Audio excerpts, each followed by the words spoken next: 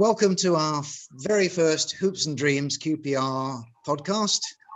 I'm your host, known on the Most Excellent Hoops and Dreams forum as Kingfisher. And on this inaugural podcast, our first two guests will be giving their opinions on the pre-season transfers and warm-up matches, plus making a stab at predicting the results for our next month's matches. So no real pressure then. So without any further delay, can I formally welcome our two guests who have kindly offered to join me tonight. Hello. Hastings Hoop, who is not just a QPR fan, he is also a superb pastry chef. I think I'm right in saying that Hastings Hoop has been on the Hoops and Dreams forum for a good few months now, but has not yet posted anything. So anyway, welcome to Hastings Hoop. Welcome. Right. And last but by no means least, our final guest is Joel Frazee, who is not only our current win, lose and draw prediction competition champion, he's also our Euro 2020 prediction champion. So sitting there very smugly, and I'm hoping he'll be able to use his obvious talents later on to predict our scores in August. A very warm welcome to you too, Joel Frazee. Good evening. Right. Each month, I aim to find at least two guests to help discuss the team's performances in the past month and make predictions for the month ahead.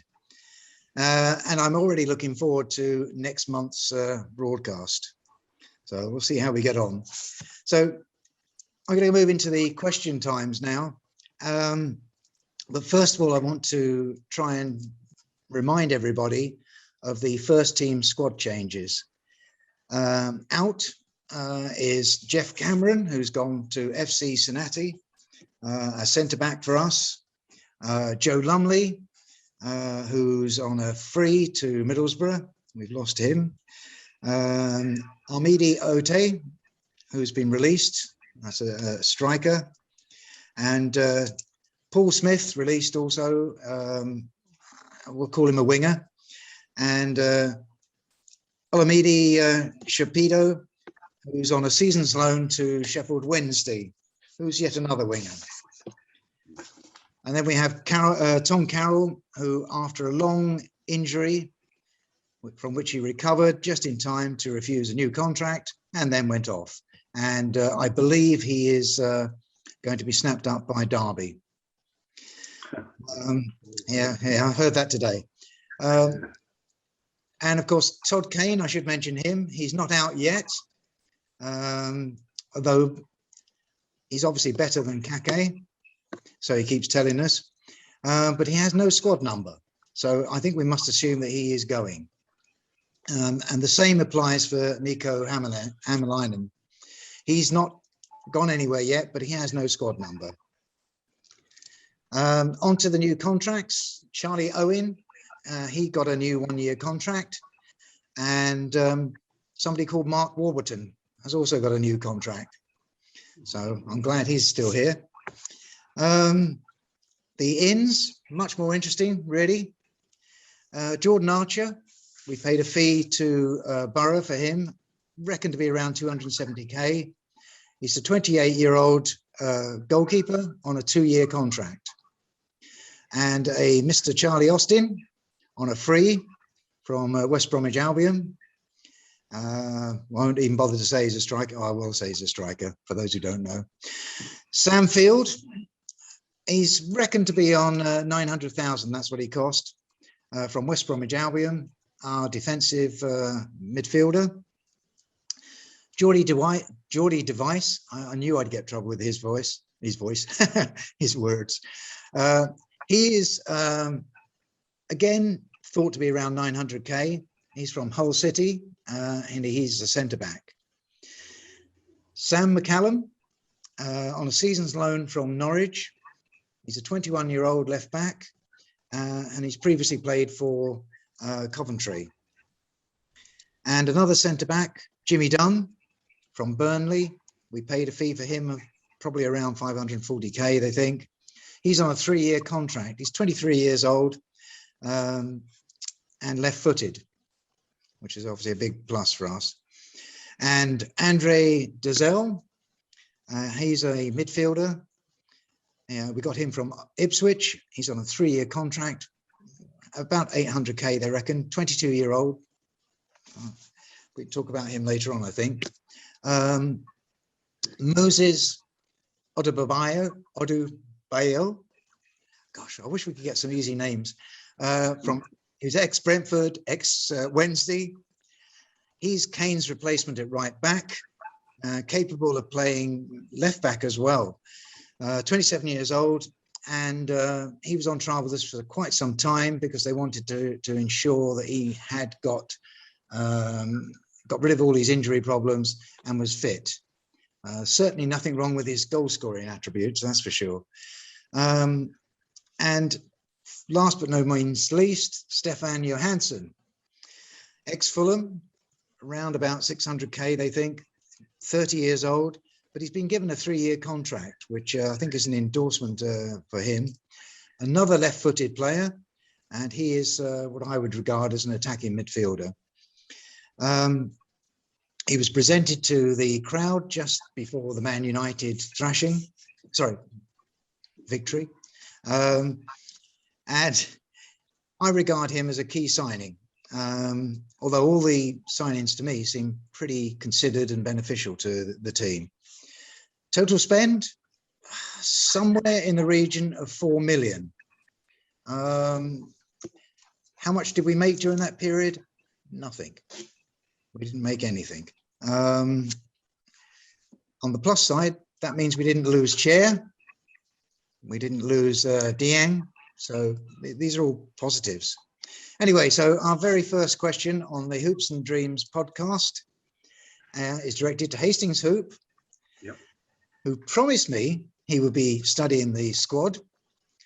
And so a good transfer window for you? I think so, yeah. I think getting Austin to come back is the sort of catalyst, really, that they're going to actually, they must have promised him that we're actually going to have a go. Otherwise, I'm sure he wouldn't have come back.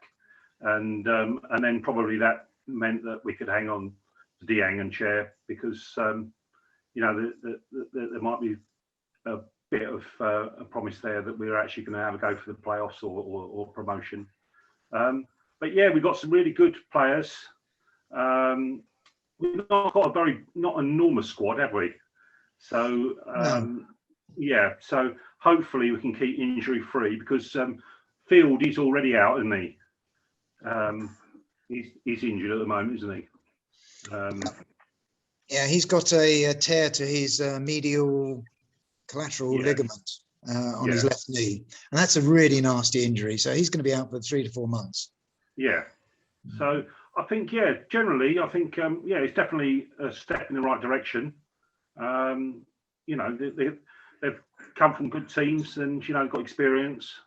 So, you know, I think for the first time for a few years, it actually looked like we're really strengthening rather than the hype of we've got some good players coming in but never really materialised, you know. So I think it's good, yeah. That's what I want to hear. Joe Frazee, what about you? You happy with the transfers in and out?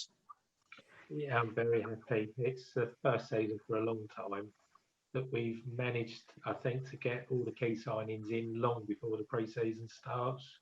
We've had so many seasons where we're hanging on, even in through the first few games of the league season, not knowing who we're really going to have come September.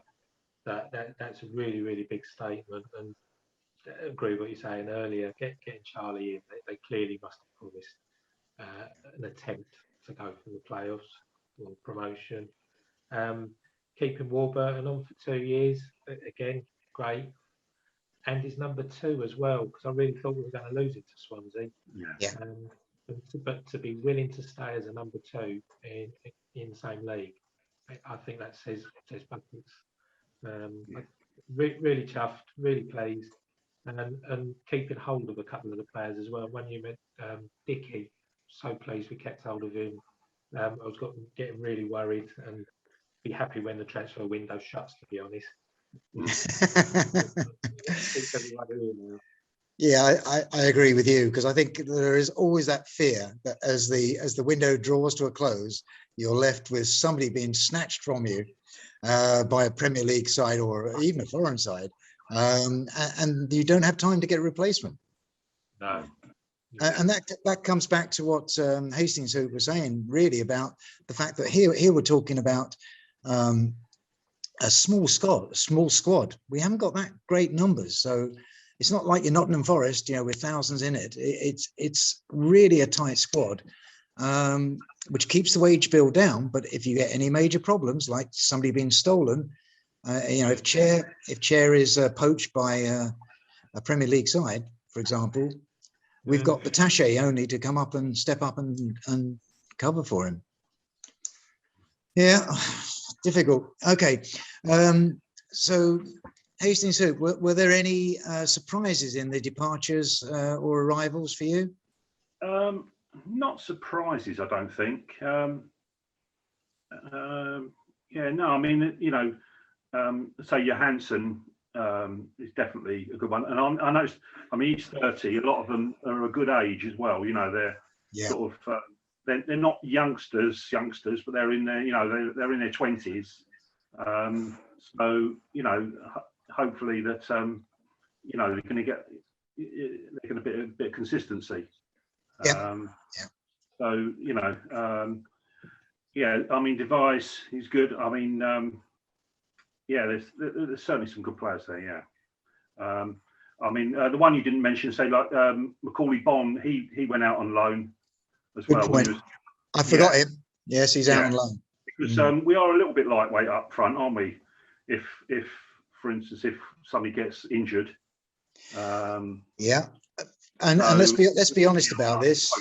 Cool, Well, thinking about this, Charlie Austin is getting on a bit, and we've got to protect him and look after him. And I'm sure they are in terms of the training that he's going through. I don't suppose it's going to be as intense as the others. But if anything happens to him, we could be in real trouble. Yeah. So maybe, I don't know this, but maybe Macaulay Bonne will be called back if that's the case on a very short notice thing on his contract. I hope so. Yeah. So, Gerald Frazee, how about you? Were you surprised that Ilias Chair or Dickey or particularly Dieng weren't taken by anybody yet? I should add. Dickey was the one that surprised me. He had a really, really good season last year. He did. And it can't go unnoticed. He was player of the season here and at Oxford as well before he came on to us. And you see teams, I mean, are very nervous about Brighton suddenly get £50 million in their bank for their second. Just hope they don't look too close to here. But one I felt a little sorry for is Smith. He's been around for a bit, hasn't he? And he hasn't really had a great run or a good chance to prove himself. So when he did come on, I've seen him play. I think he always did put a lot of effort. So feel for him a bit, but good luck to him going into Rory. Yeah, I agree with that. I mean, I think for me, and I think this is what the two of you are saying, this has been the most positive transfer window that I can remember. We've had a lot of good players coming in to fill essential gaps. And the squad really has got a good blend of skills and experience and youth. And we, as I say, we have not lost any of the key players yet that would set us back. Yes, the negative must be, I suppose, to that, there's always got to be a balance, is that we've lost Tom Carroll. And I did rate him. It's a great shame that he didn't stay. And obviously Sam Field's injury. That in itself is bad news. But overall, I can't help but feel that I'm excited by really how we've done. It's been... Go on. I feel like Willock is also a sign. I know he didn't technically sign in the summer, but he was getting on sort of as a substitute at the toe end of the season, wasn't he? I think he's an exciting player. I'm really looking forward to seeing him come on, and I feel he's as good as a new signing as well. That actually brings us into the next topic, which is to talk about the preseason games. I don't know if the two of you got to watch them by some means. I'm sure you've all been doing your homework. So I'm hoping that you're as excited as I am about how we've done. Again, I come back to the same sort of thing as the transfer window. In the past, we've had some pretty awful pre-season games. You know, it's been embarrassing at times. But here again, just to remind you, first game against Gillingham was sadly cancelled because of COVID in their camp, which is a real shame because I live not too far from there. That meant that our actual first game was against the mighty Man United, and shock of all shocks, we came out of that 4-2 winners. And frankly, if it wasn't for Heaton, we probably could have had 6-2 on that scoreline. We then played Cambridge and won 2-1. Although, frankly, there were so many changes in that game, I gave up trying to write them down. It was just unbelievable. I couldn't keep up with it. And then finally, Leicester City, where we managed to give away a lead and draw 3-3, which was I suppose it was a graceful result in that respect. But again, Leicester City, I think they changed 9 players in the second half. Yeah. So they probably didn't learn as much from that as we did. But anyway, Hastings Hoop, good results leading to a promising season. Yes, yeah, definitely. I agree with Willock. He looks really, really up for it. So very lively, and that was the best bit about the pre-season is that we're actually creating chances, and we're scoring goals as well, and they're spread around as well, and so yeah, it was very, very good. The speed of the play and keeping the ball and stuff was very good. Yeah, I mean, obviously, it was a bit of a wobble in the Man United game in the first 3 minutes. Oh dear. But after that, they really pulled it together. And, the Austin goal was a really good goal. He scored a couple of good goals, didn't he, against good opposition. So he's still got it. That's the thing with Austin is that you feel as though you've got a chance. Yeah. Because when things are not going right, if you've got a goal scorer, then you've always got a chance. You've got a good goalkeeper and a good goal scorer. Whatever how bad the rest of the game's going, you always got a chance in there. And I think that's the key of Austin coming back. He's sort of given Dykes a new lease of life. Bit of he's definitely he's playing a lot better. So so it's all looking good. Yeah.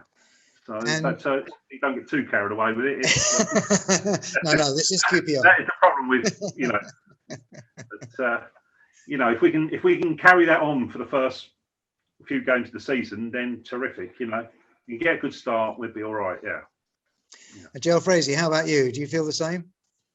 Yeah, I enjoyed the 3 games. They're really moving the ball well, quickly. They're confident on the ball as a team. There's lots of running off the ball, and it's nice to say we have got a few players now that are willing to run with the ball and take players on. Yeah.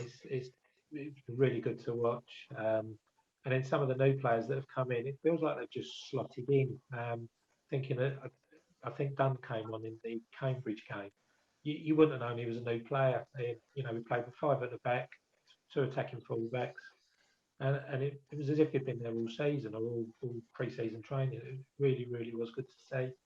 And I think, was it in the United game, we switched to 4 at the back at one point. Yeah.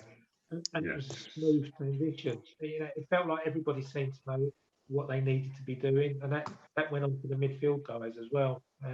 Good. It was. No, you're absolutely right. I've got the feeling that switch to play was deliberate as well. They wanted to see how the players would react to switching formation. Yeah, and it, obviously bringing on different people, it made it more interesting. I think if they're going to bring on Adoma, I think that's what they're always going to end up doing, switching to a back 4. Anyway, it was really good. I totally agree with you. Hastings Hoop, how do you feel about the fact that we've still got three players that we need to bring back into the equation. We've got Amos, Connor Masterson, and obviously Sam Field.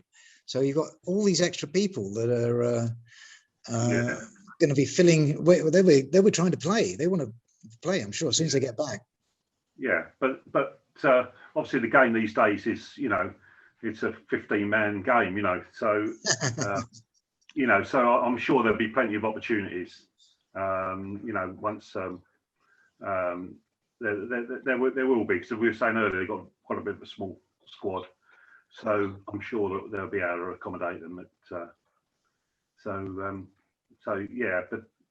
more of a squad game now, so I think that'll be okay. I don't think we have too many people that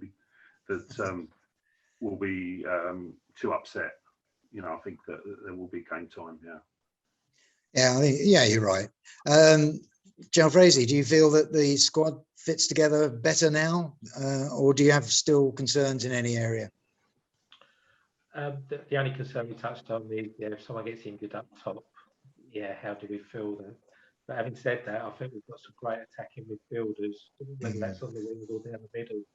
So there are going to be defences that get terrorised by us, I think, this season. The idea of having a big squad, the games are going to come thick and fast as they do in the Championship. And it does feel like they're playing for the team. There doesn't seem to be any big ego sitting on the bench, upset that they're not coming on. And even when the players are swapping, there seems to be a genuine teamness around the place. I agree. Yeah. No, I think it's great. Do the pre-season matches tell us much about how we're going to perform during the season?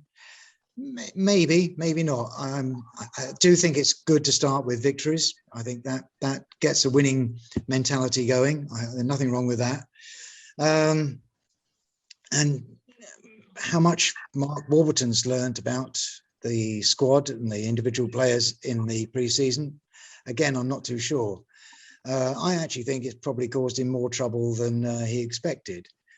You've got players like Dazelle, who've shown that they really can play, and McCullum, for example. I mean, he's come in and he's really performed well on the left, really, really well. I think he and Wallace are going to be fighting tooth and nail over there, and you could equally say the same on the other side with Kakai and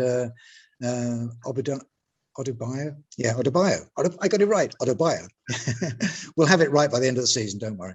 I mean, I know for Man United there was this talk about, it's only the B side and whatever, but that B side, we're talking squillions of money, and we didn't just hold them, we actually beat them in almost every area we were doing. And then if you think about when we were playing Leicester, Vardy was in the pocket, wasn't he, of our centre backs? Yeah. Except for one occasion, so it's pretty damn good, I think. We've done well. Now it's time for all of us to dust off our crystal balls, particularly Jalfrezi. A chance for all of us to examine the up and coming matches in August, and one at a time stick our necks out with a predicted result. So once again, I'll come to you in the same order as before. The opening match is at home to our good dear neighbours, Millwall. So predictions, please. First of all, Hastings Hoop. Right. It's a tricky one, tricky start. You're never quite sure with Millwall, if they're going to turn up or not. I'm not sure about the fans either. But I was looking on my list here. They've got a couple of decent loans in them. They've got in, Benick Phoebe from Stoke, and Ballard from. Oh yeah. Well, I can't even read my own writing. I can't remember where he's from. Anyway, but yeah. So I mean, if we play the way we've been playing in pre-season, keep the ball moving, so there's no reason why we couldn't get off to a good start, which is obviously, you know, what we really need. If you get 3 points to straight away, it makes it a lot easier. So, I'm hoping that we're going to win 2-0. So that's my prediction, is a 2-0. So Good. Yeah. Okay, Joe Frazee, go for it. I had 2-0 as well. All right. Okay. The start to the game is going to be interesting on this one. I think it's going to be quite a lively atmosphere for the first sort of 10-15 minutes. And I think it's what team settles first and then starts getting the pressure on. Hopefully that will be us. I think we are quite solid at the back, quite strong. Go on and win 2-0, but just keep the initial pressure down. We'll be all right, I think. This is good that both of you have gone for the same score, and both of you have predicted a clean sheet as well for Dieng, so he'll be delighted with that if it comes true. I've got it down as 2-1, I must admit. So Hastings Hoop, who do you think will be what will the defence lineup be, do you think? I would expect that he will stick roughly to what the Leicester. I'd think that you would probably put out his first, his first team by the time he got to the third and final warm-up game. So, well, I've written it down here somewhere. So, so I would expect, yeah. So, what do we have? We had Adebayo, Dickey, Devise, Barbe, and Wallace. They were the back five. So I can't see a lot of change in that, to be honest. You don't think Kake will get a look in? Not to start with, no. Joe Frazee? Yeah, I thought that he would have probably have it must have been in his mind to start, so I'll probably go for that. Okay. Joe Frazee? I think that's the only place that's up for grabs, and it could be either of them. I think I would favour Odubaye at the moment from what I've seen from the pre-season. Yeah, I agree with you. And I think in front of them, we've got very little choice, to be honest. Don Ball, I think, is going to fill that role that normally would be done by Sam Field. And I think Dazelle alongside him. Yeah. Because I don't think Johansson will start. No, probably no. Not the first game, no. He might come on, but I don't think he'll. I don't think he'll start. That's my prediction anyway. Yeah. Okay, so and up front, what are we talking about? Austin and Well, Dykes? that's the thing. Do we play one up front to start with? Probably Austin. I would probably expect to start off. I think, particularly it's a crucial first game. It's going to be tight. Yeah, probably start with Austin up front. And see how it goes there. Then Willock and perhaps Chair.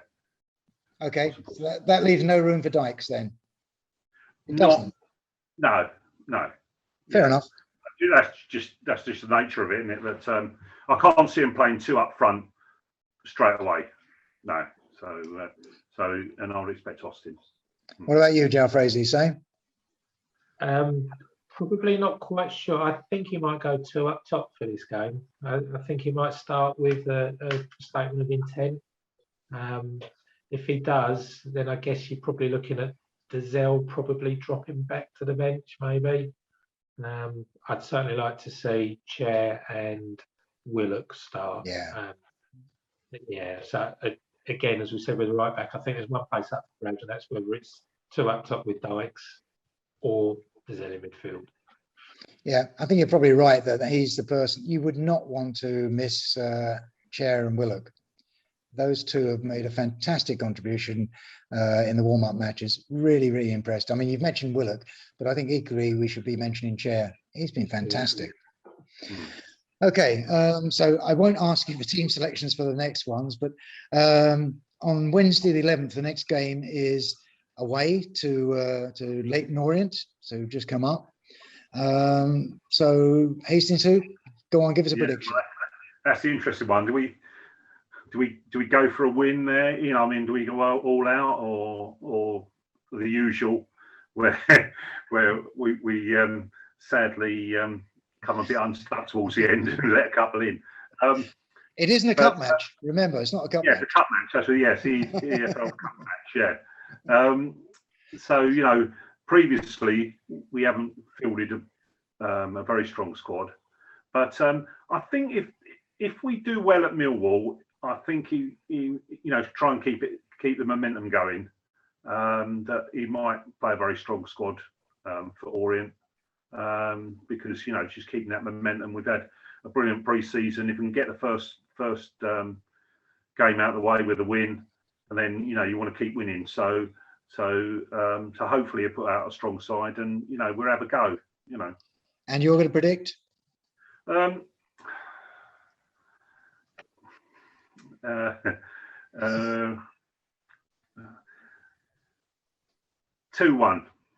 Ooh, to us, I hope. Yeah. So yes, 2-1 to us. Yeah. Either. Yeah. But hopefully 2-1 to us. Yes. Yeah. And Joe Frazee? Now, normally with a lower league team, we normally go behind, don't we? I can't argue with that. Yeah. Generally, we go behind. So hopefully we'll have enough firepower there that we will win 2-1 on that one. So All right. That's what I'm hoping on that. Joe Frazee, do you share that optimism? For my heart, yeah, I hope he picks a strong side and goes for it. But my head probably tells me, as we discussed on the call, there's plenty of good talent sitting on the bench, and I think he'll probably use it as an opportunity to give others a run out. Obviously, it depends on kind of injury, doesn't it? But yeah, I think you could easily pick 3 or 4 off of the bench to start in the Leighton Orient game that either only get off for 10 minutes in the first game, or one thing you can bank on, Paul Smith is bound to score, because that always happens to us, doesn't it? It's a game, honestly, it could go either way, but you would like to think, even with some of them off the bench, we'll probably still have enough about to get that win. So, yeah, I'll take a 2-1, because we're bound to let Paul Smith score. It's going to happen. Funny enough, I've got that down as, this is quite weird. I predicted 2-1 for the Millwall one. You guys predict 2-0. Now I'm predicting for this one 2-0. I just feel that he will use the chance to perhaps reinforce a win at Millwall with the same sort of squad going out again, and hoping to get 2 wins under the belt before he starts experimenting. That's my own feeling. Yeah, I mean, a few changes, 2 or 3 changes, as long, it's just that, if he wholesale changes it, then, you've lost your momentum, We'll see. Match 3, Saturday the 14th. The R's are away in Hull. Yeah. That's, for me, I actually think Hull, tricky side. They'll be pretty solid. They'll be very difficult to break down. So we've got to keep the ball on the floor, and we've got to keep it moving. So I'll tell you mine up front, might as well. I think we'll win 1-0. Oh, Joe Frazie's got 1-0 as well. Oh. Yeah. Come on, Hastings. Yeah, I'm hoping for a 1-0 as well. Yeah. Okay. Well, that's good. Okay. I feel so happy that I've got Joe Frazie's crystal ball. I got use of it. Match 4 on Wednesday the 18th. The R's are away yet again, this time to Middlesbrough. Now, Middlesbrough, again, are another side that we always seem to struggle with. I'm not quite sure why. So what do we reckon? Me first, is it? If you like, I don't care. Yeah. Yeah, so that's Neil Warnock's team, isn't it? So always a bogey one. Wiley Warnock. So a draw, hopefully a draw there. If we can get a draw and score as well. So 1-1. Okay, that's a good one. Joe Frazee, go for it. Exactly the same. Tight game. Neil Warnock. That's the 4th game in how many days it is. I'll take a 1-1 draw all the way up there. Yeah. Oh gosh. Well, I for some reason, I don't know why, I went for a 2-1 win. Hugely optimistic when I wrote that down at 10 o'clock last night. Okay, match 5 is on Sky, and it's our home game against Barnsley. There we go. I mean, what? Yeah, exactly. We've got the curse of Sky to worry about. Although, in all fairness, last season the curse of Sky has not been as bad as normal. So let's just hope that we can bury that one for good. But Barnsley are a class, or were a class side last season. I don't see any reason for them to stop. They certainly won't be a terrible side. So, okay, go on, Joe Frazee. What do you reckon? I've got a bugbear with Barnsley. It was a couple of seasons ago where they took 5 points off us and just stayed above the relegation zone on the last day of the season. I can't believe how we got 5 points to them that season.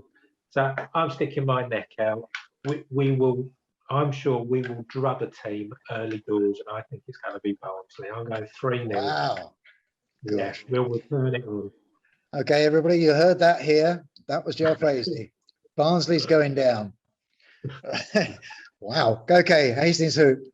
Well, on the strength of that, then I'm going to pay up and watch that one on Sky. So, who can blame you? Yes, I'll get me Now TV voucher out and send a bill to Joe Frazee if it don't work out right. Yeah, I mean, it's a Sky game. You know, it could.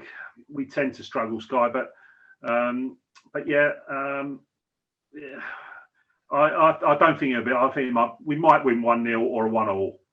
I think it's. I don't think it's going to. I don't think it'll be 3-0. But there we go. But hopefully it is. Yeah. Good for you. Right. Yeah. I must admit, I approached this one with a bit of trepidation. So in the end, I went for a 2-2 draw, which I thought would be an exciting game. So we'll see. That'll be all right. I won't. Yeah, 2-2 on Sky will be all right. Yeah. Okay, the last match of the month is on Saturday the 28th. It's another home game, and this time it's against Coventry. So we're getting a lot of the interesting ones coming up at the beginning. Okay, so shall I go first? I've got this down as a 2-0 win, purely on the basis that we have improved, and I'm hoping that Coventry haven't. Famous last words, but I've gone for a 2-0. Go on, Hastings Hoop. Yeah, well, I mean, just listening to all these, we're very, very optimistic, aren't we? With that, we haven't had a defeat yet. But yeah, I mean, 1-0 perhaps, 1-2-0. Hopefully, if we can win that, because we've got a pretty good start to the season. If we can get a good start, a bit of momentum going, we'd be okay. And then, we've got some more difficult games coming in September, so we can get a bit of going there. So hopefully a win, 1-0, 2-0. Yeah. Joe Frazee?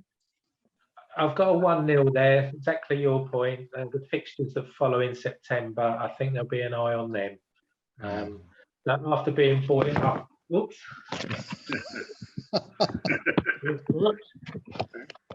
That's no more beer for him. Right. Yeah. Yeah, I think we'll go for a 1-0 with an eye on the fixtures that are coming in September. On the back of a buoyant 3-0 drubbing of Swindon. Okay, and the thought that crosses my mind here with all these when I add them up is we're looking at between 15 to 16 points. That's not a bad start for a month. Not a bad start at all. I really believe we're in a good place for the start of the season, and I believe we've got our team ready. Yeah, I agree. I do agree. We're going to hit the ground running for the first time for a long time. Okay, come on then. Now we've got those crystal balls warmed up. I'll ask you the really tricky one now. So where are we going to finish the season? What position? Ooh. We were 9th last season, just so to remind you. And that was a distinct improvement on the season before. So Are we going to improve again, Joe Frazee? Yes, I am very hopeful and confident we'll be knocking on the door of the top 6 places. Whether we can get to the top 2, I think it's going to be that squad depth. When you look at some of the teams around us, I think West Brom will be up there near the top. I think you can't discount Sheffield United. Have we got that big depth in strength in the depth?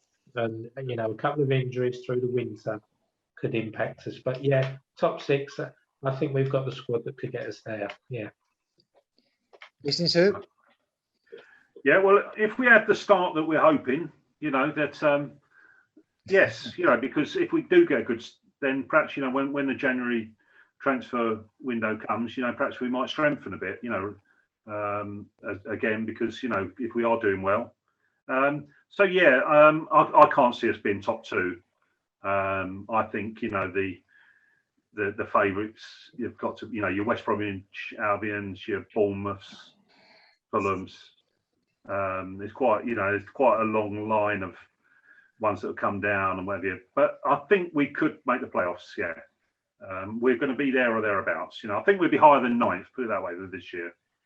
So so hopefully not 7th. We'll go a bit above that. Yeah. Yeah, I think we were all delighted with the way that the team was playing at the end of last season, and the final 9th was a good reflection on that. This season we're starting right at the very beginning with a better side, if anything. So you've got to expect that we're going to be doing even better than the 9th. I'm an optimist, but I have got 2 concerns. Other clubs are now fully aware of our playing style, and we've seen signs already last season of teams adapting their play to stifle us as we try to bring it out from behind.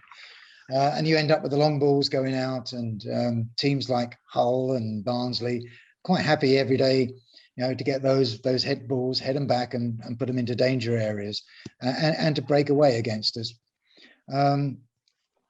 By our possession-based play means that we control the game whilst we have the ball, obviously. But we need, I feel, a much greater need to get the ball moving quickly around the pitch. Sometimes we end up focusing on balls going left, right across the pitch rather than the incisive balls going through, missing out a player perhaps just so that we can get it up there. I mean, you did see that with the Man United game. You did see that the ball moving up forward and shocking them, frankly. I don't think they were expecting it. They were playing the ball up high. It was being passed back, but only a short distance to a player who was suddenly then free because they got the ball. And we were creating problems for them with it. So we'll see. But it really needs players like Johansson when he comes fit, Willock, Thomas and Chair to sparkle with the ball on their feet rather than at head height. And I think that puts a really big onus upon the wing backs. We need to have wing backs delivering quality balls in. Adoma is unbelievable for this. I mean, I really love the pinpoint accuracy of his crosses. His defending's not very good, but that's another story. And hopefully, if we have a good start, then suddenly, the crowd starts filling up every week. And pushes them on, makes it into a fortress. I agree. And the other concern I've got is that we've lost, although we've lost 3 class sides to promotion, in Norwich, Watford and Brentford, we've also gained those 3 teams that are desperate to bounce back, in Sheffield United, Fulham and West Bromwich. That could mean that we are fighting with the likes of Barnsley, Swansea, Reading, or Bournemouth for the remaining playoff slots. It is going to be tight. I agree with both of you. We have got a side that is capable of reaching the playoffs. I don't think it's a side that will make automatic promotion. I can't see it personally, but I'd love to dream it. So have you got a dark horse for for a team at the top there this year? Like Barnsley last year, sort of Well, I funny should ask that. I possibly Cardiff. Right. Yeah, I've got it down. Yeah. We've got Cardiff. Yeah, I wrote down Cardiff. Well, good transfer, Speak McCarthy. Yeah. Well, if you look at, I think Surrey Chad on Hoops and Dreams forum was saying that he's put in a bet of 20 to 1 for us to go up. That's not bad odds. No. So might get some of that myself. We'll see anyway. Right. So I'd like to ask you another question, if I may. The captaincy. It's obviously staying with Lee Wallace. Joe Fraser, are you happy with that? Obviously, you don't see what goes on the training field or in the dressing room. From what I see on the pitch, I'm a big fan of Dickie. I would like to have seen him as captain. I think he controls certainly that back three. He's very vocal with the keeper, and he talks to the two centre midfielders in front of him. But I feel he just oozes confidence as well when he's on the ball. He slows things down when he needs to. Yeah, I'd like to have seen him as captain. Wallace, I'm kind of eating my words a little bit. He's come on strong in the pre-season. He's done well, and he finished the season well. And I'm not going to lie, I wasn't one of his biggest fans when he first came to us. I thought he was a bit slow and susceptible to errors. But for a captain, I think you need somebody who's going to be on the pitch regularly. And I'm not sure Wallace is going to be playing every game regularly. And would you also think that you need to have somebody perhaps in a more central position rather than out on the wing to be the captain? Yeah, well, it's the ideal place, isn't it? Centre half, you can see the whole game in front of him. But if there's a decent captain, I mean, Stuart Pearce was a captain all day long, and he was an F-back. So, Hastings Hoop, what about you? Yeah, Dickie. I wrote down Dickie that in the centre there, to organise and get them organised, maybe. But I mean, if he's if he's got that in his locker anyway, he will be sorting that out himself anyway. So so it's not a big worry for me, to be honest. Yeah, I know on Hastings. I know on Hoops and Dreams forum, there's been this sort of clamour for it to go to Austin, and I can understand why, because he's got a wealth of experience, and he is very vocal. There's no getting away from it. He does chime people up, and whatever, get them moving. But for me, I have the worry that he may not, like Wallace, he may not be there for every game. So I would go for somebody who's more consistently likely to be there. The thing is, he quite often might not be there for the last 10, 15 minutes of the game. Exactly. When we got to dig in. I agree. And he's off. So I wouldn't say Austin, no. Okay. I mean, I hate to say it, but I agree with the two of you. I think Dickie is the ideal candidate. If he perhaps survives being poached, perhaps next season that'll be it. Don't tempt fate. Anyway, my next question. We've talked about Hoops and Dreams for QPR this season, but what about in the Championship? Which clubs do you think will gain that automatic promotion? Well, unfortunately, I think it might be two of the ones that come down. So do I. Fulham again. West Bromwich Albion, perhaps. Yeah, they're my two as well. All right. Yeah. What about you, Joe Fraser? I've got West Brom. I've got Sheffield United as well. Okay. I know they fell out of the league, with a little bit of trouble with the squad. But I just think at home they're going to be a tough team to take points off. And I think that's going to put them in good stead. So I can see them being in the top two. Cardiff, one of my outside ones. Bournemouth, I think, will be up there as us. And then it's kind of a raft of a few others. I haven't got Fulham in there, and that's not just out of loyalty to QPR. Fulham, I think they could slip like a stone. Actually, I do. They haven't got. They're in the opposite position to us at the moment. They haven't got 11 players signed on yet. They're a bit like Derby, I think, where they haven't got a team yet. So, you don't get off to a good start, and you're one of the big clubs that's favourites. The pressure is going to be on. And another manager they've got there. Sorry, the name slips from mind, but he has done a good job at a couple of clubs. He's at Watford, wasn't he? Yeah. But there's been a couple of posts that didn't work out for him. Was he at Everton? Oh, you're asking something now. I can't remember. I'll be honest with you. Yeah. I think keep an eye on Fulham during August. It'll be interesting to see what they do. Okay, that's fair enough. So we could see them delving into the transfer market in January, I think, from what you're saying. They'll have the ability to do that. Yeah. Yeah, we mustn't forget that these parachute payments are there. Yeah. They'll be in a very good position along with the other two teams.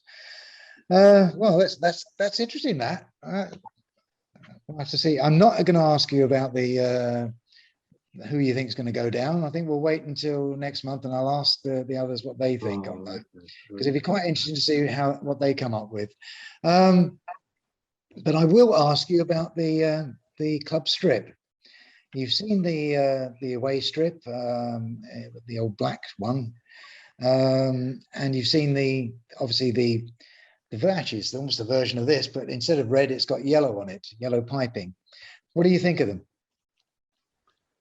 Yeah, it's with me first. Yeah, I quite like the yellow. Obviously, it's the old the Brooks kit, but we had yellow. Was it in the 80s with the KLM flying Holland and the Influence kit that had yellow on it as well, didn't it? So yeah, I quite like the yellow piping. I'm not a big fan of a lot of red on there, to be honest. So I quite like the yellow, and they've also got the the embossed QPR like they had with the Brooks kit as well, haven't they? Like in the weave of the shirt. Mm-hmm. So it's got a few sort of like traditional type stuff on there, but yeah, I think so. And the black and gold, yeah, very good. Yeah, a lot of black this year, though, isn't there? There is. Yeah. I'm not a fan of it, I'll be honest, because I worry about on a dark night up in Barnsley or Hull or somewhere, Adoma's going to be looking for somebody in the middle and he can't even see him because it's so dark, That Joe Frazee, I know you're nodding, so do you agree with me? Yeah, I do like the first kit. I'm a big fan of kind of the retro type look, and I think that's got it. I think they've done a good job with that. I think they probably spent all their money on the design of that, and I'm not that keen on the kit. It feels like there wasn't much money left, and that's what they came up with. Big fan of the Dennis the Menace red and black hoops. And But if I had a choice, I like the old red and the white heart or the red and white quarters. Yeah, I'm a bit disappointed with the black one, but happy with the home one. Yeah, that's the main one to get right. You're right. That strip, the away strip, was a lucky strip. It felt to me always, but there we go. Yeah. I think they will sell a lot of the black and gold one though. They probably will. It'll be a big seller. Yeah. Yeah, there's a gap in the wardrobe, isn't there, for that? Yeah. Yeah. Evening wear. Yeah, formal. I like it. Okay, that's great. Interesting thing is, I noticed we got black numbers this year. I haven't even seen that. Okay, that's good. Yeah, I mean, yeah, Jeff Frazee, yeah. Sorry. Yeah, well, on the pre-season games, we had black numbers, and they were almost impossible to read. Yes. Yeah. Well, I couldn't say the numbers. No. Well, it's going to be interesting then. I mean, I'm hoping that they'll be moving so fast anyway around the pitch, we won't be able to see any numbers anyway. Right. We'll see. Okay, that's great. I think we better wrap it up there. I'll finish, if I may, by saying that this has been our first inaugural podcast. We've learnt a lot along the way. Well, certainly I have. And it just remains for me to thank my guests, Jal Frazee and Hastings Hoop. Thank you very much for offering to be the guinea pigs for this first one. And also to thank Northwest Hoop for his vision on this, and also his support, which I'm sure will carry on. And I also want to ingratiate myself with Fox Fisher, who is doing the editing of this at very short notice. And I'm sure we'll do a fantastic job. And for those of you who perhaps are new to the Hoops and Dreams forum, I would urge you to explore it and register and join in the conversations, because it's a fantastic forum and it deserves to be known by more people than it does. So with that, I thank you, and we'll be back next month with another podcast, and the month of August behind us with hopefully lots upon lots of victories. So thank you very much. I am Kingfisher. I was your host, and good night. Good night. Good night. We know who we are. You know who we are. We are QPR.